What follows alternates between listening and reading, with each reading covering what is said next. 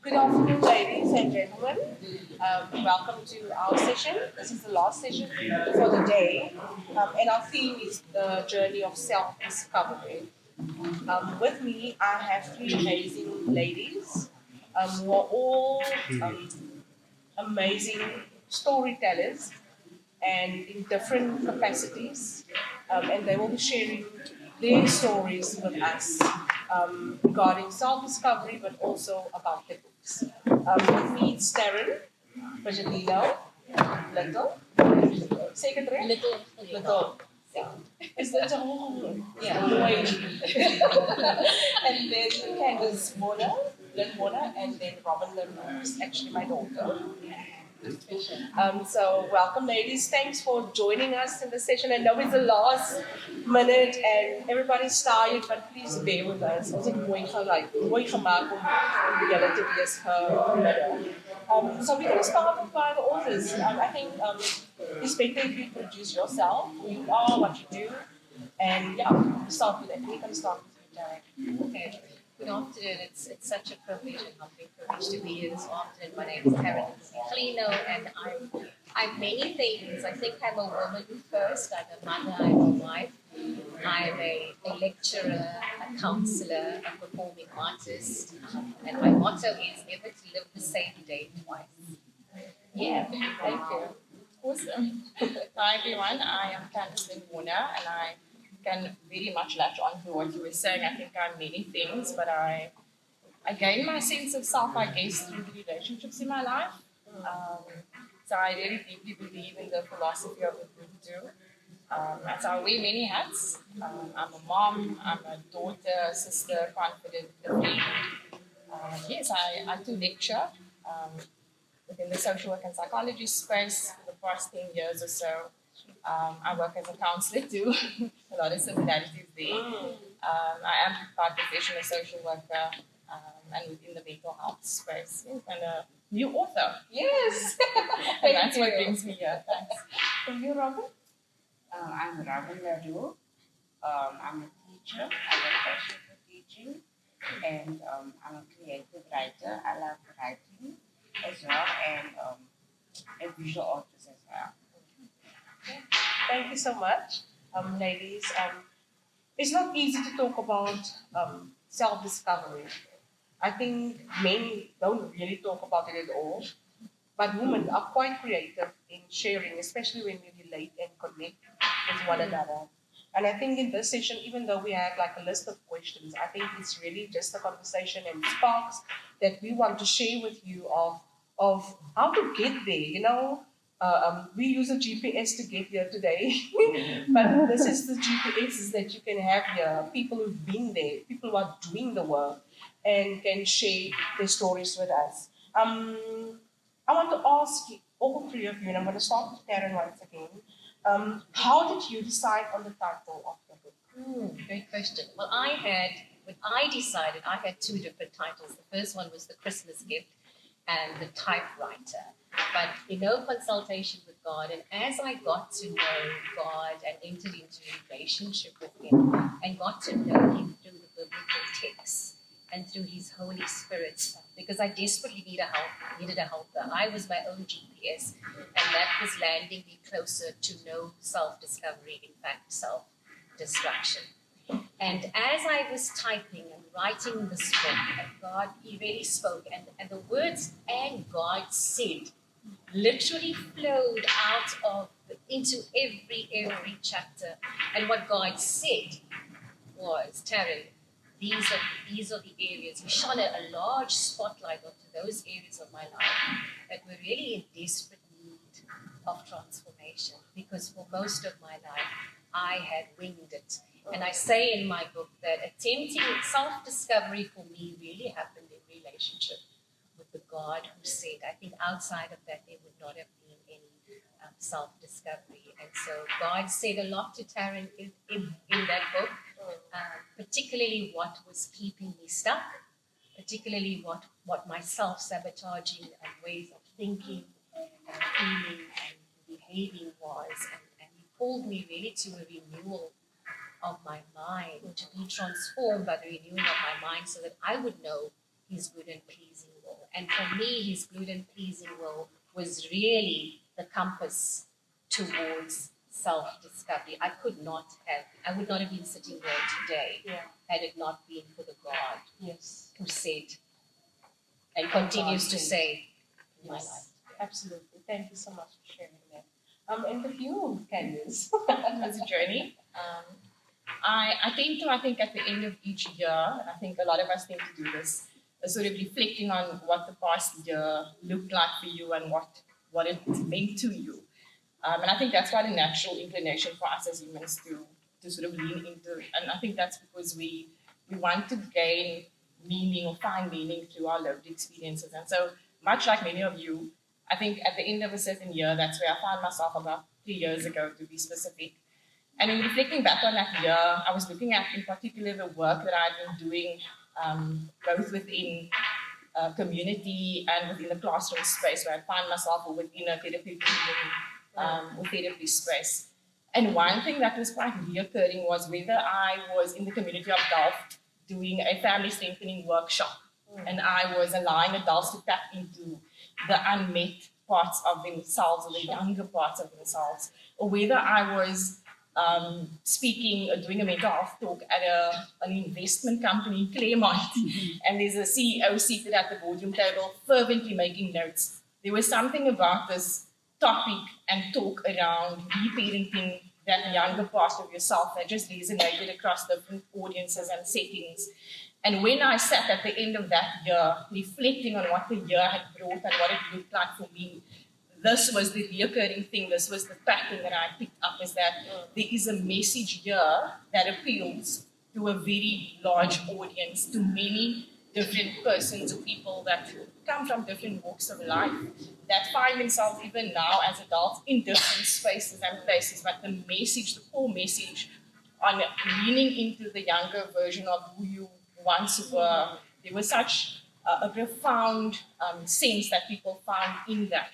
And because I've been within the academic space for a long time, I refer to myself as and I think if you're in the academic space, this would resonate with you. I refer to myself as a lifelong learner. Mm-hmm. And so I thought, how could I possibly use the one thing that I was good at, or so I'd like to believe, which is writing, and incorporate that so that it reaches an even bigger audience. And so the message was always sort of centered on reparenting, whether it was workshops within a counseling therapeutic space, lecturing, it was always centered on the reparenting part of ourselves. And so I figured, let's do the one thing that you have sort of been part of for a long time. And that's how the writing of the book came and the title of the book. Amazing. Wow. Can you show your cover?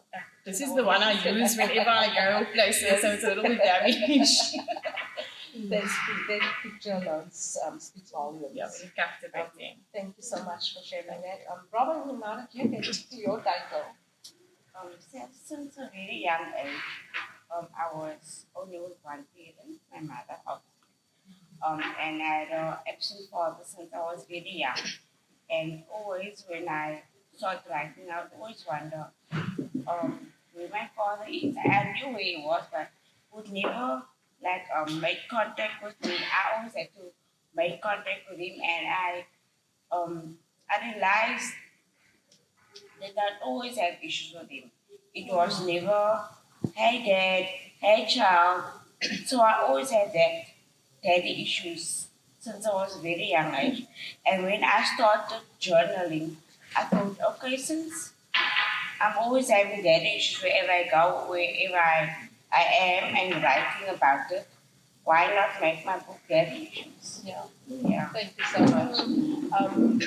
When I designed Robyn's cover for a book, she was always scribbling, always writing, and always illustrating. And she's an introvert of note. Mm. And I don't know her. I literally learned to know her in her work. And it was really tough as a mom to put my child through that pain and going through it. It was really tough.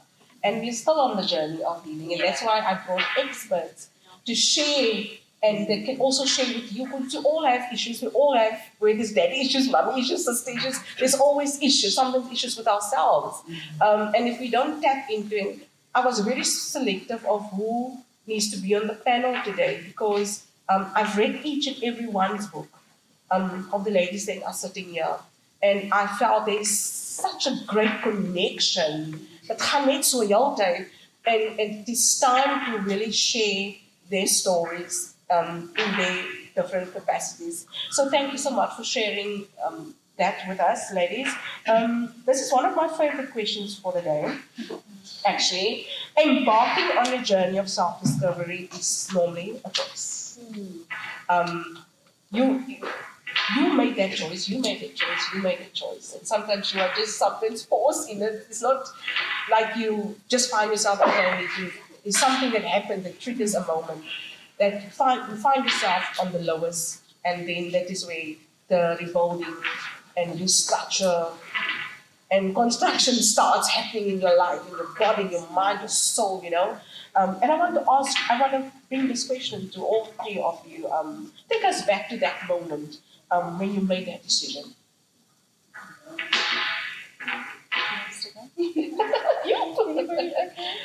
I don't think it was a singular event that happened for me.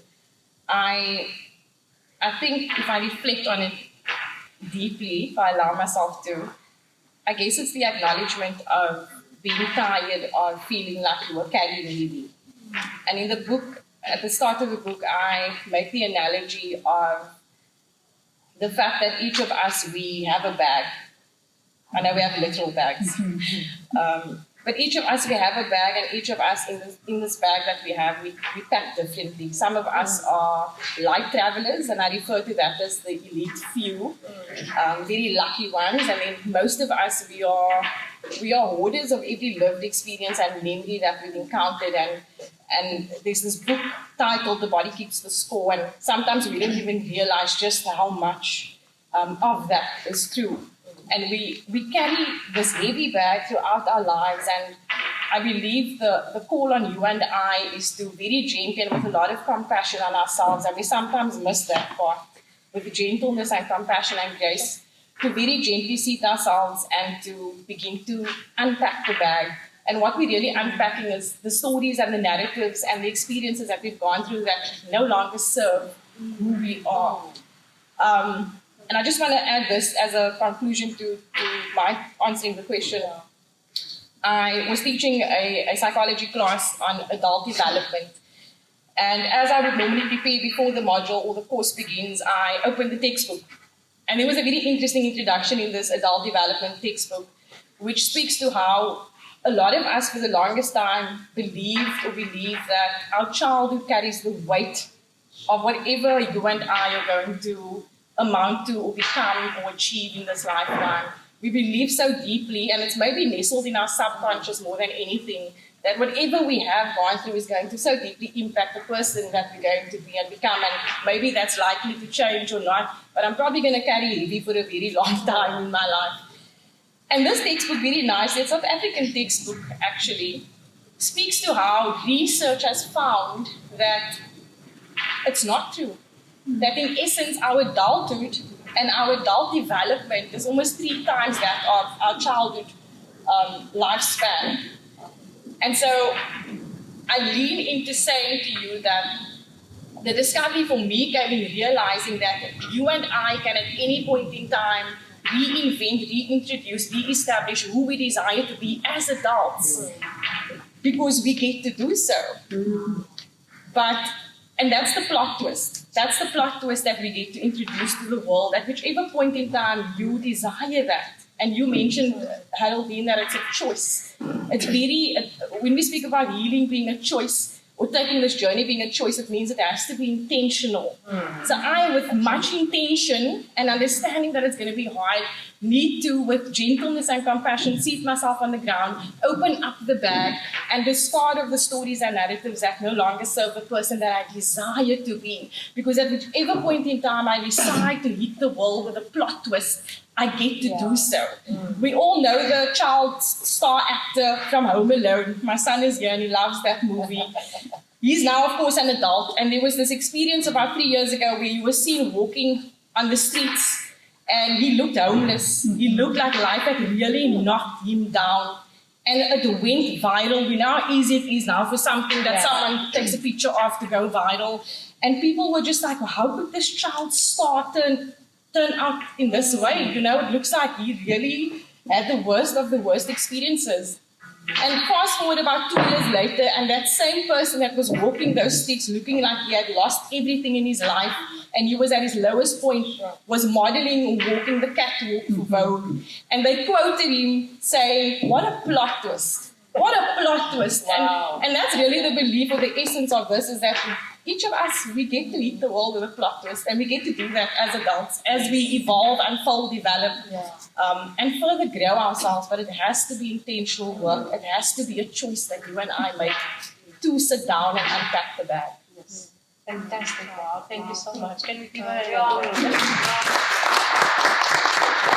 I love the analogy of the suitcase, because I think 20 years ago, had I arrived with my proverbial suitcase, I would have been deeply fined for excess baggage in my suitcase, and it's so much lighter now. And it's so much, But I remember, for me, it was a singular moment, and I remember that moment as if it was yesterday. I was a singer in the Middle East, living the most luxurious life. Living a 5-star life, having everything that I needed externally.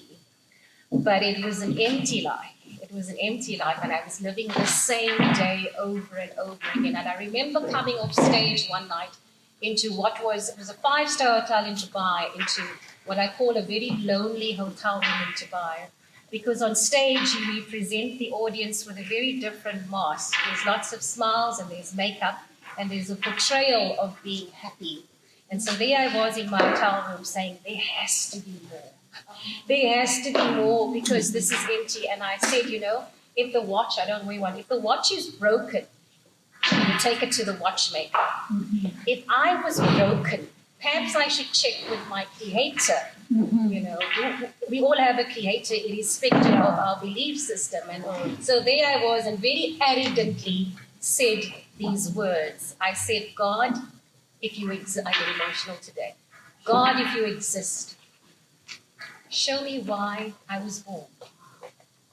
Give me a job for you. Save me from this emptiness. Give me a job for you, because this one is killing me. There has to be more. And be careful what you pray for. And God began revealing over years and years, because He says, if you seek me and you call me, and you will be found by me, and there will be a hope and a plan. So that was the moment. It was a moment of being sick and tired, and this nagging feeling of knowing there has to be more, because I carried my brokenness as this wonderful medal of honor, which kept me. It was my excuse for, hey, I've had this trauma in my childhood, so I get to be arrogant. I get to throw self parties. I get to have temper tantrums. I get to be rude. I get to be jealous. And we know that is the breeding ground of there's no thriving there. There's no possibility. It's death. It's absolute death. And so that was the moment. And those words continue that prayer continues to be answered every day into this moment. Yeah. Right. Wow. Thank you so much for sharing it. I think we need to give her a hand as well. Your poem started with a certain poem that you received an award for. John, tell me quickly, or the audience, what have you discovered about yourself while writing? So the first time I wrote, we started with the poem Dear Biological Father. And I remember when I was young, I was always depending on my father to make contact with me. And then I realized when I was grade 12, where I wrote the poem, and I realized that I don't need his approval, yes. I don't need that. And since I realized that I don't need the approval, or I don't need to make contact with him, because it was all one-sided, Since I started writing at home, I realized, but Robyn, you don't need him.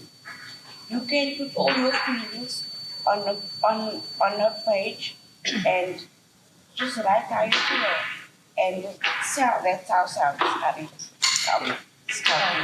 Yeah. Yeah, it's not easy to write about. It's easy to talk. We can talk. We have so many books here, right here in our heads and in our hearts. But putting it really down, it's almost like I should say, you say, but it's a main fuss. It's something that will never leave you, as you mentioned. When the seed is planted, you can never be unexposed. You can never leave it. It will never leave you. But there will always be something that will locate you, someone that will come and contribute to. And I don't know why, but every time when I see the tree of the Cape Flats logo, that tree is so significant because we feed from each other. You know, we need one another. The one is the soul, I said in the other session. One is the branch, one is the leaf, and so each of us contribute to us being like this. And sometimes it's mostly us that allow these things. But I always say there's something powerful about women. If they have found their voice, they become unstoppable. And I salute you. I honor you for penning your feelings down and being vulnerable and becoming naked, you know, and share it, because with that, you inspire other people. And Candice, I know you have sold 500 copies in a matter of 2-3 months. And it's really going around and you are still selling books. Means those women will order books and it's already sold. I don't know how you do it. I want to be like you when I grow up. But tell me quickly, and specifically on your cover, because that is, when I get people walking in the shop, it's always something about your cover. Tell us why that cover. So, you know that Selwyn and I worked on this for almost 3 months, as you and I were communicating in that time. And I didn't know exactly what it was going to be, but I knew that when I see it, I know that that's going to be the image or the picture that we were going to use. And I don't know if you're able to see this from where you are seated, but it's basically an adult woman looking into the mirror and a younger version of herself looking back at her. And I think that's the thing that makes it profound, is that many of us, we aren't able to reflect back to ourselves what it is that we are seeing. Believe it or not, many adults can go through the entire adulthood and adult lives having little, if any, self-awareness and the ability to reflect anything about themselves back to themselves. And so the image really speaks to that, about, I guess, the readiness and the intention set behind what it is that you are looking at when you're looking in the mirror, and what it is that you believe is looking back at you, or staring back at you. Thank you. Wow. Taryn, I know we also have quite a lot of conversations about why you chose that specific picture for you. Can you share that with us, please? Yes. I'm just thinking how your Reparenting title is so, significant for all of us. Yes. Because that's really what I had to do in here. And how desperately the world is in need of that. Exactly. This picture, wow. So everything I've done, I love the mountain. If you go to my social media page, I'm always there having a coffee. In fact, when I was in the Middle East, I would cry for this mountain. Because if you're in the Middle East, there's no mountain, there's no rain. When I was there 20 years ago. But this was taken 3 years prior to publication. It was on my birthday, and the Bloberg wind was howling. And I sensed in my spirit the God who said, stop and take a picture. Stop and take a picture. And 16-year-olds, it's hard for them to stop and take a picture. But it was my birthday, so he was gracious. And he managed to capture this shot. And I just left it there, never in a million years thinking. And when it was time to choose, God said. So I don't write this book alone. I co-author it. And I understand now, because I've had to look to the God of the mountain Always, this mountain has so much meaning, too much. There's not enough time to share. Yes, and I love that my face is not on there, that I'm looking to. Yeah. Yeah. So 16-year-old son's name is here. That's really exciting. That's so that I nice. didn't have to pay a photographer. That's so amazing. I think also mountain represents power that exists within us.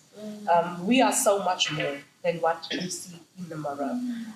We are, if we just step into our strengths, and sometimes I don't like the word weakness at all. I seldom use that word. I like to call it areas of development. If you can accept you have that error in your life and work towards it, can you just imagine how powerful you will become as that mountain that you are looking at? And for me, that is really profound. I hope you understand now why I put the three of you together, because I learned so much from your books. I'm really blessed to be that person to read the books, because I learn. I'm open to learn. I'm still discovering myself, and I don't think I will ever be there. I'm just striving to be, because my main focus is to be healed, and I can't be. Sometimes you can go to lots of doctors and all these people, but if you just listen to someone that looks like me, someone that I can relate to, you learn so much more from them. And for you all of you, you've been so much added to my life. What is the one piece of advice you would share with someone who's beginning or on the self-discovery journey? Yeah, I guess that healing is not linear. Yeah. That it's not a that. fixed script in terms of this is exactly what the outcome is going to be if you do A, B, and C. But instead that it is a call on us to reflect deeply and to allow ourselves into those vulnerable spaces and places that we dissociate from and that we guard ourselves from going into. To not want to feel, to not want to experience what it's going to bring up for you and I. And I guess the one piece of advice I would give is that you must lean into the discomfort that will come with unpacking the bag. You must lean as deeply and fervently into that discomfort as you possibly can. Yeah.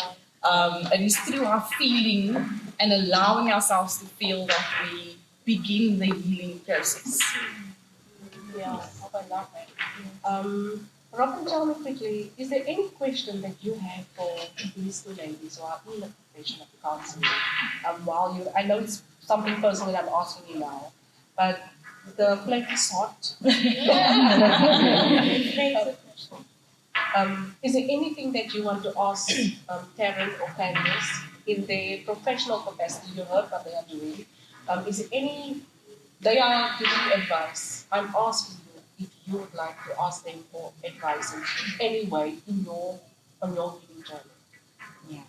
I would just like to know, since what age did you actually start and what you wanted to write, and how did you actually, what did you think that you wanted to write? Okay. So I was 9 years old. I was 9 years old when I requested a typewriter for Christmas from my mom, and I said I want a typewriter because I want to be and I want to write a book. It was a request that made absolutely no sense to me. All I knew was throughout my life there was that nagging feeling that I needed to write, and I believe that we are given clues. We are given self-discovery clues as to what we were created to be.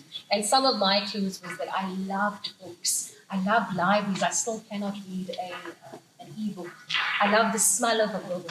And that which you were meant to be will not release you, as it did with me, until this book was calling me. It was screaming, publish, publish. But at 9 years old, I had no idea what the content would be. And it was only in my growing and my developing that I went, and then in relationship with a God who said that it would be an autobiographical memoir. But I think it's Rilke who says, if you wake up in the morning and all you can think about is writing, you are a writer. So I'd say, what is it that thing that won't let you go? What is that thing that won't let you go? And my biggest fear was dying with this book inside of me. And so I feel so much lighter, lots of self-confidence issues. Yes. Why would anybody read this? I'm not famous. They're going to fall asleep when they read it. But to push through that anyway, because there's a reader for each of your books. I hope that answers. It does answer.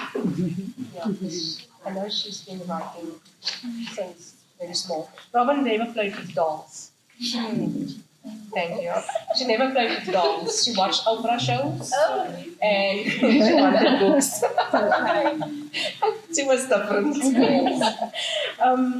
We have 5 minutes left, and I want us to maybe you can just step in also, give advice regarding your self-discovery journey, or for someone who is on the journey. Actually, if I could give you one piece of advice that's really based on my own journey, is do not indulge in comparison syndrome. Because psychology says it is the comparing oneself to another to the extent that you feel less than. And some of those symptoms are low self-esteem, arrogance, bitterness, judgmentalism. Often we judge another to make ourselves feel better, to give us this fake boost of confidence. And the reason I never accessed full self-discovery was because I was so focused on Candice and Robyn, on comparing myself to other women. Why does mine not look like hers? If it didn't look like hers, then it was less than. And I realized that my difference, that which made me different and unique, was my superpower. Was my super. So trust your journey and your timing. I published at 52. After a 9-year-old dream, that I had to grow into that. Wow. You must take your eyes off the other. You must. Wow, So that's so don't compare. powerful. So powerful. Candice, what were some of the key lessons you had to embrace before you could share them with anyone? I think that, and it's probably the last chapter of this book where I speak about the renewal and ongoing journey of my own story, or unfolding of my own story. And I think in writing this book, I had no idea about the journey I was taking myself on in reparenting younger parts of myself, and especially now as a mom to a 5-year-old boy, realizing how hard it's going to be, or how difficult it's been, in full transparency, to parent your child whilst you're parenting yourself. Sure. It's been one of the most difficult journeys that I have had to embark on. Yeah. 100%. Robyn, any advice that you'd like to share with us? Yes, my advice is, if you have no one to talk to, and I'm a type of person that always bottles up. I don't speak easily. So whatever I do, a pen and a paper, that's my go-to. It's a process, it's healing. So yes, if you have no one to talk to and you're not comfortable speaking to anyone, just take a book and a pen and you write whatever you do, or just express yourself. Thank you for that, Robyn. Ladies, where can we get your books, and how much is your books at the hospital? Now you can get my book on Shuffle's website. You can buy it online, or you can purchase it at the Shuffle office in Pilsriver. If you want a hard copy, and online if you want a soft copy, you can just purchase it on the website. It's $150 a copy. Okay. My book is available on Chauffeur's website, online. You can also visit my website, connectionfocustherapist.co.za. There's a little WhatsApp link there that will link you directly to me. And I have, I think, for the longest time, just allowed people to collect signed books from my place. Yeah. It's also at Protea Bookstore in Claremont, and it's also on Takealot. Yes.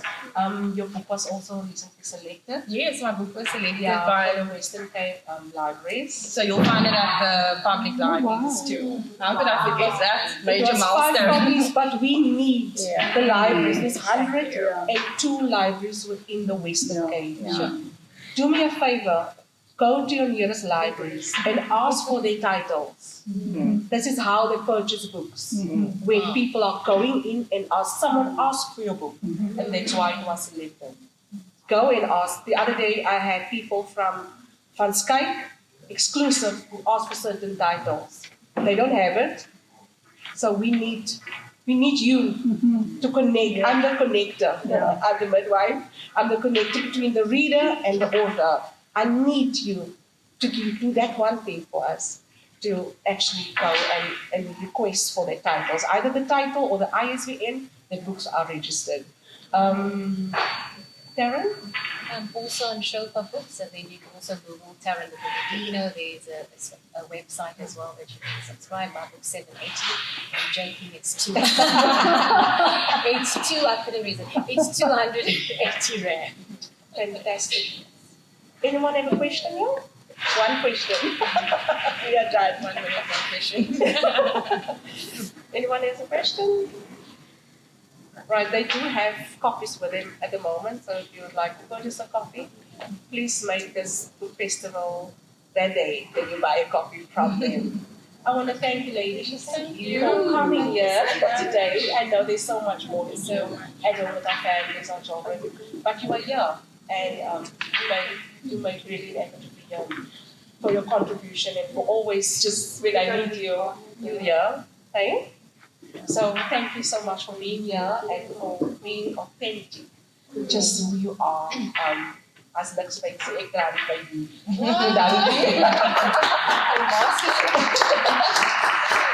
Thanks so much. We'd love to take pictures before you leave.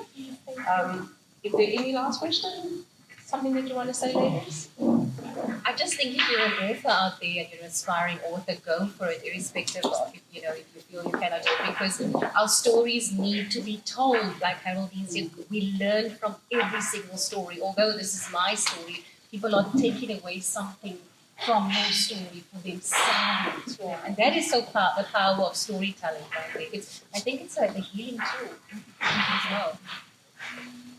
Ah la la, we are done. Look how tired they are.